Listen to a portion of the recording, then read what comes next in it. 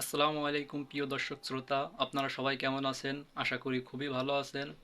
আজ দুই একদিন ধরে ইউটিউব ফেসবুকে দেখছি একটা জিনিস খুবই ভাইরাল হয়েছে। তাণ্ডব সিনেমারে কপি করে একটা ছেলে শর্ট ফিল্ম বানিয়েছে। তারপর এই বিষয়টা যখন নেট দুনিয়ায় ভাইরাল হয়, তাণ্ডব সিনেমার পরিচালক বা তাণ্ডব সিনেমা যারা কর্তৃপক্ষ ছিল তারা সাইবার ক্রাইমে মামলা করেছে। তারপরে টিপু সুলতান সহ তার টিমের দুই একজনকে হয়তো আটক করেছে। তো আমার কাছে কথা হচ্ছে ভাই, এত এত এত কন্টেন্ট থাকতে কেন মানুষের জিনিস কপি করব? কোনো দরকার আছে? কেন তাণ্ডব সিনেমা কপি করব? সে ছেলেটাও সাকিব খানের হয়তো খুব বড় ভক্ত, কিন্তু তাণ্ডব সিনেমা করতে গিয়ে এখন সে 14 শিখের ভিতরে। ভাই, কারোর কপি করে ভিডিও বানাবেন না।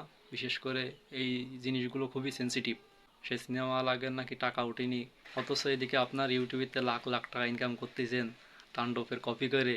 তাই কি মেনে নেবে? যাই হোক, পরিশেষে একটি কথাই বলতে চাই ভাই, কেউ কারোর কপি করে ভিডিও বানাবেন না। নিজের বুদ্ধিমত্তা দিয়ে ভিডিও বানাবেন, কাউরে কপি করবেন না। একটা কন্টেন্ট ক্রিয়েটর কখনোই কাউরে কপি করলে বিষয়টা ভালো দেখায় না। যাই হোক, ধন্যবাদ।